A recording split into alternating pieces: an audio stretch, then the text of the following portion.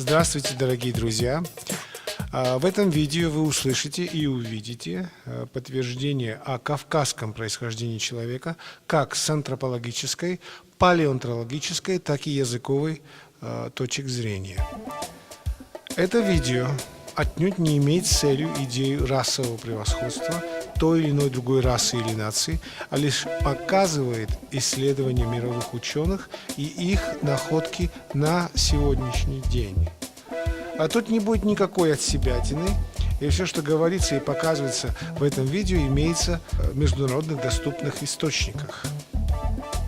Если у вас, я это говорю заранее, есть замечания по поводу предоставленной мной информации, прошу оставить ваши подкрепленные фактами комментарии, а не голословные типа «хватит чепуху молоть» и даже и другие замечания в этом невежественном духе. Серьезный слушатель перепроверит все сказанное мною и придет к определенным выводам.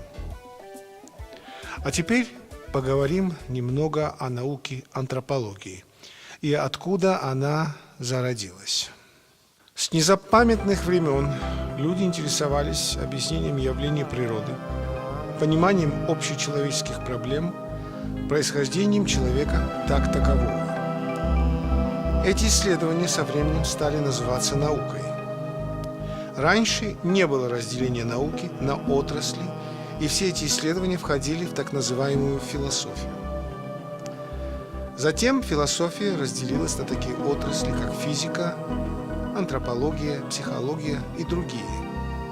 Антропология от древнегреческого «антропос» – человек и «логос» – наука – совокупность научных дисциплин, занимающихся изучением человека, его происхождения, развития, существования в природной, естественной и культурной, искусственной средах. Хотя у Аристотеля, который и ввел этот термин антропологию, она означала духовное изучение человека. В современном понимании эта наука изучает скорее физические характеристики человека, а психологический аспект взяла на себя психология. Простите за тавтологию. Антропология, в свою очередь, разделилась на такие отрасли, как расоведение, антропогенез, палеоантропологию. Расоведение – один из основных разделов антропологии, посвященный исследованию рас человека. Раздел антропогенеза включает приматоведение, изучение современных ископаемых обезьян и полуобезьян, эволюционную анатомию человека, палеоантропологию, то есть изучение ископаемых форм человека. Расоведение или этническая антропология изучает классификацию рас, закономерности изменений расовых типов, распространение их по территории Земли, причины расообразования. В числе смежных дисциплин, с которыми особенно тесно соприкасается расоведение, следует назвать из круга биологических наук генетику и биометрию, а из наук социально-исторических археологию позднего палеолита и последующих эпох этнографию, языковедение и историю. Позже мы поймем, как эти три отрасли моего исследования, а именно расоведение, палеоантропология и языковедение, связаны воедино с Кавказом, а именно с Грузией. Перейдем сразу к современному пониманию антропологии и ее основателям. Иоганн Фридрих Блюменбах, немецкое Johann Friedrich Blumenbach, родился 11 мая 1752 года и умер 22 января 1840 года. Один из основателей антропологии и несомненный основатель расоведения. Известный немецкий анатом, антрополог и естествоиспытатель, доктор медицины, профессор. На основе краниометрических исследований Блюменбах разделил человеческие разновидности на 5 рас. Кавказская или белая раса, монголоидная, желтая раса, малайская, коричневая раса, негроидная, черная раса, американоидная, красная раса. Блюменбах считал идеалом человека, происхождение которого грузинское, полагал, что этот прототип белого человека. Блюменбах писал, я цитирую: «Кавказский тип для изучения я взял именно этот тип, горский тип Кавказа, потому что его южный склон производит самую красивую расу людей. Под этой расой я в первую очередь подразумеваю грузин. Все физиологические признаки сводятся к этому. Таким образом, мы должны с большей уверенностью утверждать, что Кавказ – это место рождения человечества». То, что по-русски мы называем белыми, европейским человеком, на всех европейских языках звучит как кавказоид, или, например, на английском Caucasian, или на французском Caucasien. Эта классификация и название белой расы, как кавказской, исходит именно от Фридриха Блюменбаха и была подхвачена впоследствии всеми антропологами, включая английских, французских и немецких. Блюменбах, хоть и был расоведом, ни в коем случае не был расистом. Он не придавал расам какие-либо интеллектуальные или исторические преимущества, разве что внешние различия имели для него значение. Расизм, однако, это весьма древнее явление, и оно было зафиксировано в своих учениях о превосходстве рас еще у древних греков в V веке до нашей эры. Гиппократом трактат о воздухах, водах и местностях, но и у других крупных мыслителей древности – Витрувий и Посейдоний. Целью моего исследования, я повторяю, не является теория о превосходстве рас, а установление о том, кто были первыми европейцами, а возможно и первыми людьми на Земле. Однако, чтобы понять это хорошо, необходимо обратиться к источнику исследования, а именно к Блюменбаху и Жорж-Луи Леклерк де Буффону. Жорж-Луи Леклерк де Буффон родился в 1707 году, умер в 1788 году. И немецкий анатом и антрополог Иоганн Блюменбах, который родился позже, в 1752 году и умер в 1840 году, были сторонниками моногенизма. По-английски русские теории вырождения, так называемые, в происхождении рас. То есть, что это значит? Они оба считали, что Адам и Ева были представителями европейской расы. Остальные расы возникли от вырождения в жестких условиях суровой окружающей среды, к факторам, которые они относили палящее солнце и плохую пищу. Они также считали, что вырождение можно было бы и прекратить, если бы был введен экологический контроль, и, по их мнению, тогда все вернется в первоначальное состояние европеидов. Это и есть так называемая теория моногенизма, то есть то, что все люди произошли от единого источника Адама и Евы, в которые верили как Блюменбах, так и Луи Леклерк де Буффон. Перейдем сейчас к Жорж Кювье. Французский естествоиспытатель и натуралист Жорж Кювье находился под влиянием научного полигенизма и научного расизма. Он считал, что есть три обособленные расы, то есть не связанные друг другом никак. Кавказская, белая, монголоидная, желтая и эфиопская. Он выделял каждую по красоте или по уродству череп и состоянию цивилизационного развития. Так, о кавказской расе он писал: белая раса с овальным лицом, прямыми волосами и носом, которые принадлежат цивилизованные народы Европы и которая представляется нам наипрекраснейшей из всех.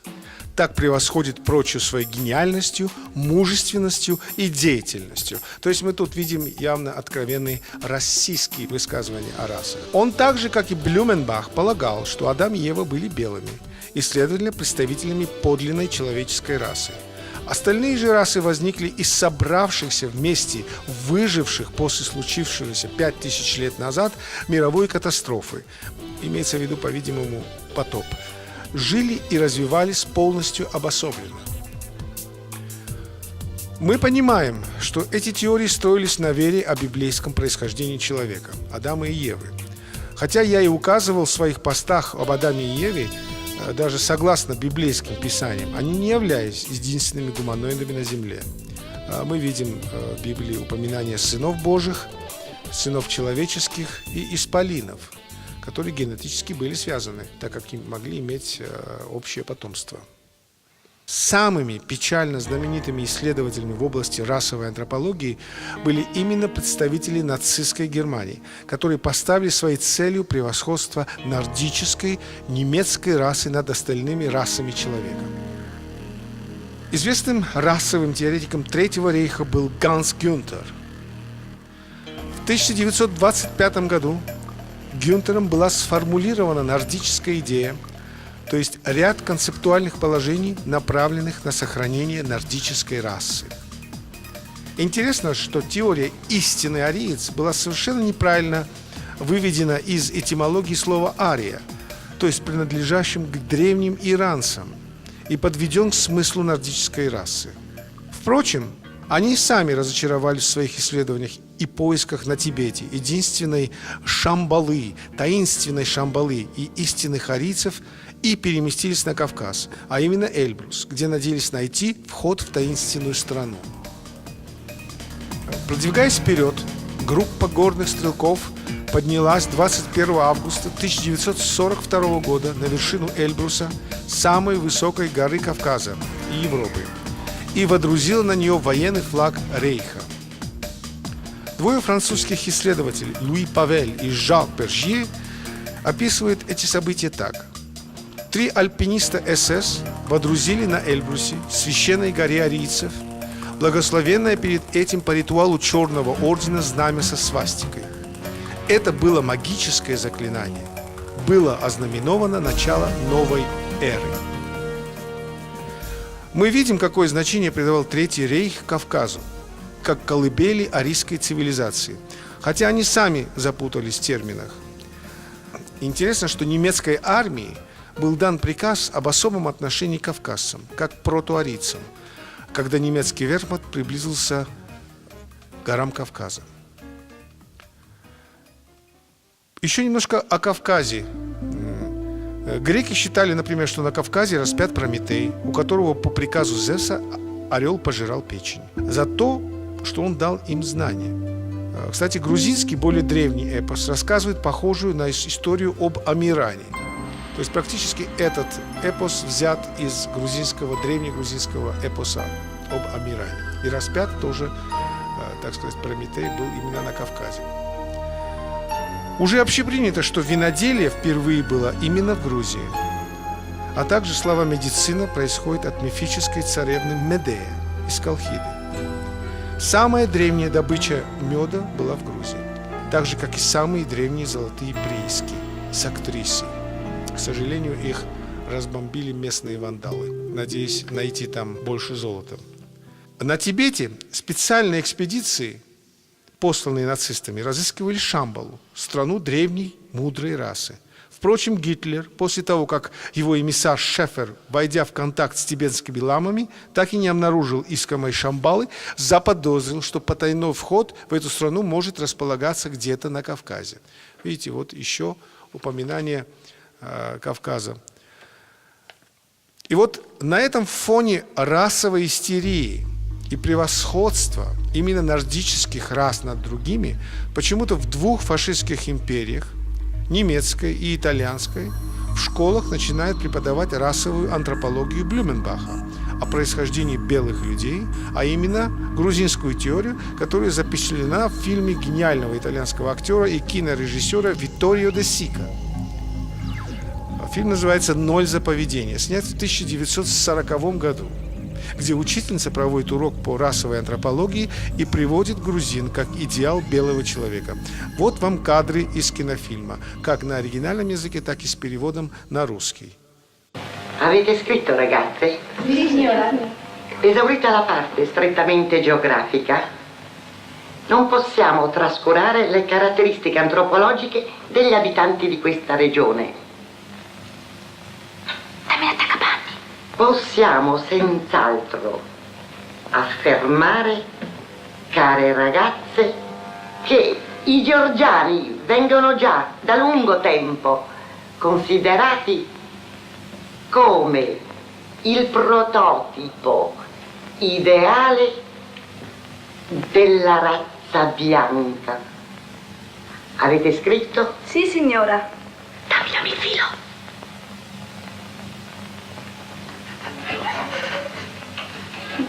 Mi raccomando di non ridere, dovete proprio far finta di non vedere nulla. Va bene così. Ma io non ho riso. Soprattutto gli uomini, di corporatura maestosa ma slanciata, bruni, bellissimi, dotati di una forza fisica non comune, fanno pensare più ad eroi mitici che ad esseri dei nostri tempi. Addio carine, arrivederci. Arrivederci, signora. Написали девочки? Да, сеньора. Учитывая все географические аспекты, мы не можем игнорировать антропологические характеристики жителей данного региона. Давай вешалки. Мы можем с уверенностью утверждать, дорогие девочки, что грузины с давних времен считались идеальными прототипами белой расы. Вы записали? Да, сеньора. Давай сюда веревку.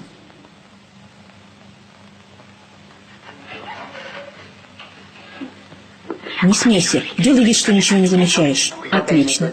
Да я не смеюсь. Прежде всего мужчины. Крупные, но стройные, темноволосые, очень красивые, наделенные редкой физической силой, напоминают скорее мифологических героев, чем наших современников. До свидания, мои дорогие, до свидания. До свидания, сеньора.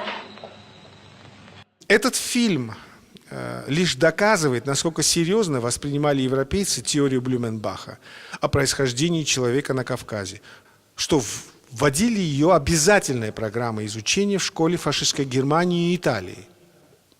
Как мы уже знаем, что в антропологию входит не только изучение физических характеристик человека, но и языкознание. Поражает глубокое исследование украинского лингвиста Артема Иванцова о картвельском происхождении всех европейских языков, включая самые древние, такие как древнегреческий. В его проекте «Между двух Иберий» ясно показаны этимологические корни европейских языков, исходящие от картвельского, как протоязыка всех европейских языков. Вот небольшой фрагмент.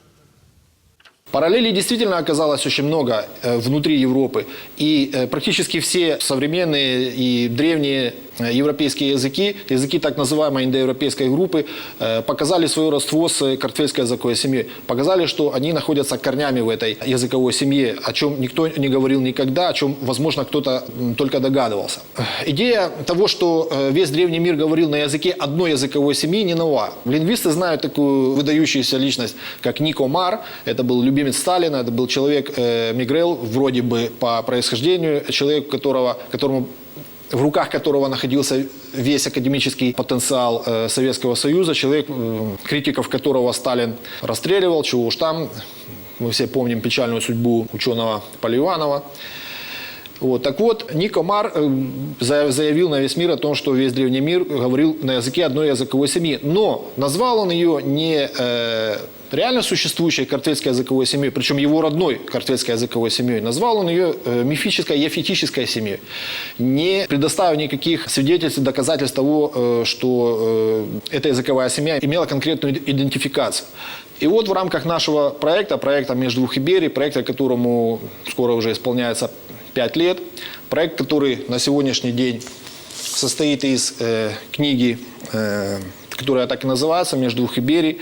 Все или большинство индоевропейских языков, языков Европы, Азии, а также Африки, на самом деле корнями находятся в картвельской языковой семье. Этих доказательств много, но, как я сказал, формат нашего общения предполагает, что спешить и торопиться нам некуда, и мы достаточно подробно и достаточно спокойно можем поговорить о каждом отдельном случае. Итак, нам осталось прийти к некоторым выводам, которые исходят из той информации, которую я вам предоставил. Первый. Кавказ – колыбель цивилизации, или как минимум место происхождения белого человека, согласно теории Блюменбаха и других европейских ученых. Второе. Картвельские языки являются основой всех европейских языков, согласно теории Артемия Иванькова.